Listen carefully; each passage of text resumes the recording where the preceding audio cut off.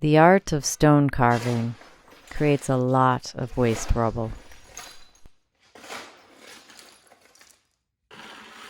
I used to throw it away, but then a few years ago I began saving the waste rubble for art installations and exhibitions. I would place rubble underneath the sculptures and installations to demonstrate the origin of the sculptures themselves. One of my goals as a sculptor is to create a zero-waste art studio.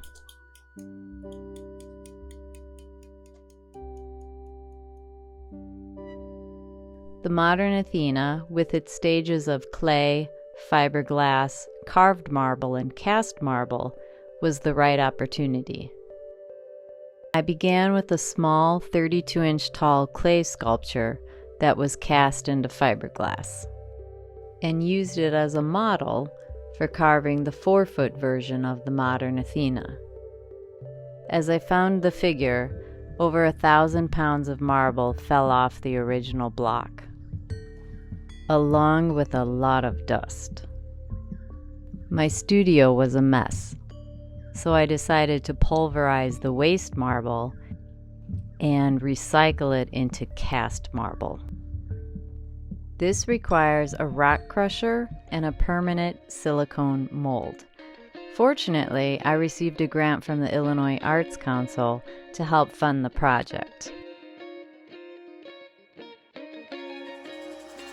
And so I got to work crushing marble.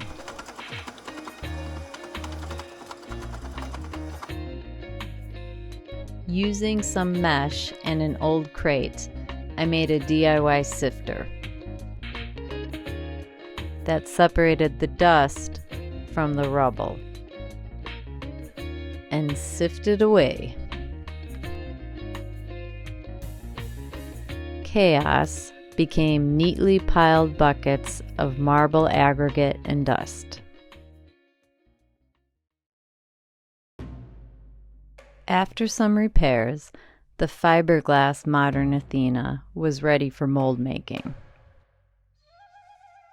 My friend and professor of sculpture at Northeastern Illinois University, Shencheng, used a 2-part brush-on silicone rubber. And many, many layers, so that the final rubber was approximately an inch thick. However, the seams needed to be even more thick, so additional silicone strips were created using mold release and clay. This will be a 6-part mold.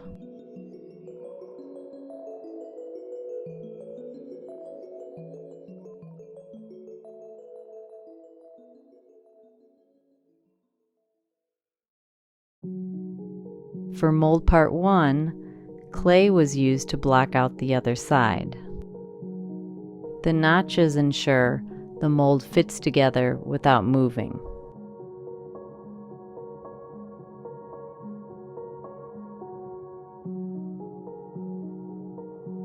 Thick plaster applied in layers forms a shell around the silicone.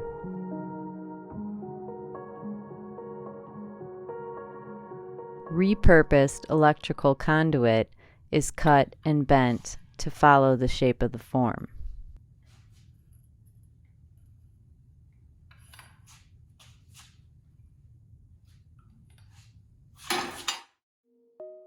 It is used to create handles for when the mold is pulled apart.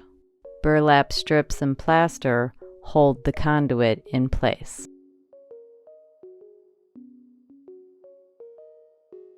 Clay is then removed, and then it's time for the other side. Metal shims are used to separate the mold parts. And then it's just more plaster.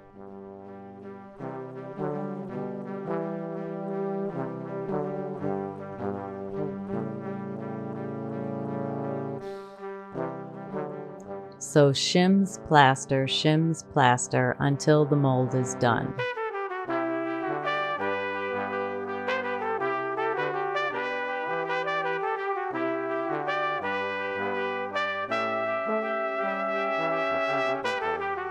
Water is poured into the seams to loosen them, and a screwdriver helps pry it apart. Finally, after a couple of weeks of work, her face is revealed. And then the rest of the form is freed.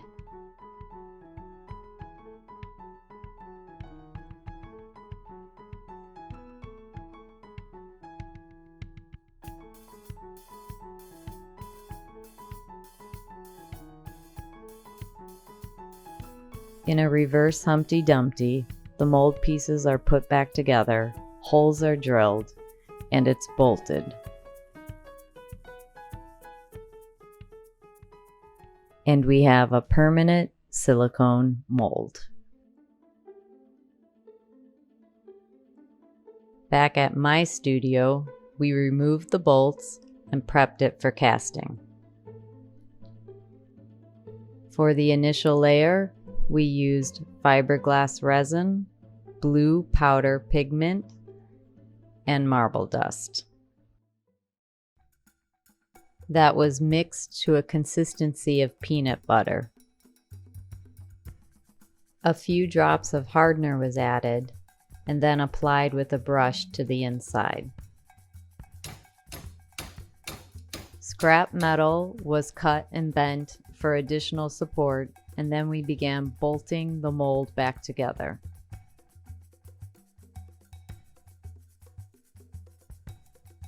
The rest was just aggregate fill.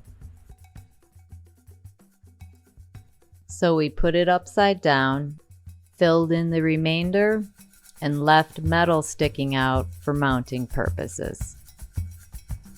The cast could now set for the next 24 hours. I like to use my grandfather's tools whenever I can, so the original JB helped us open up the mold.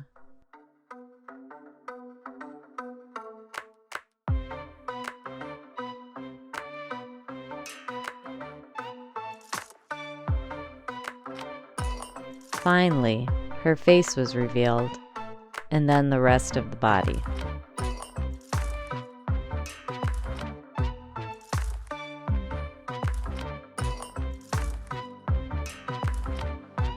Using marble dust, pigment, and resin, a thick paste was made.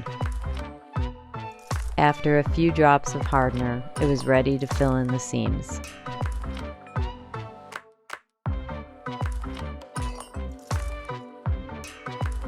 Once they dried, I ground them down with a Dremel, patched the remaining holes, and sanded.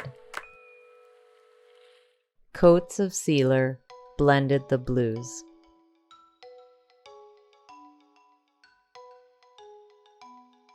And then the entire figure.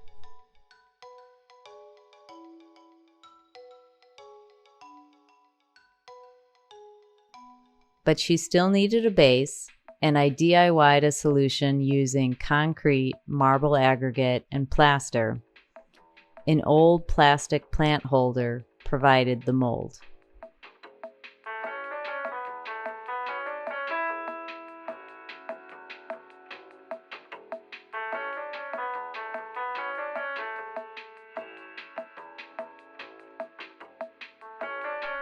After grinding down the top, I drilled holes and trimmed the posts so that nuts could hold everything in place.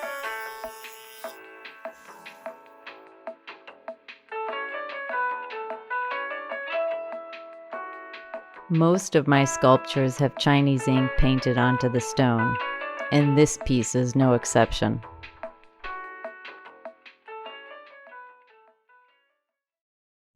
A little bit more sanding, some buffing with wax, a gold rub, and she was finished.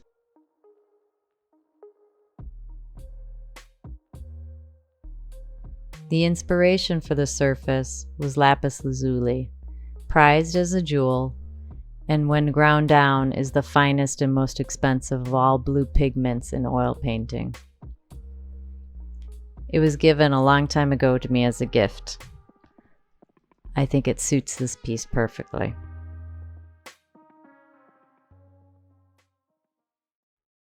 The lapis lazuli, Modern Athena.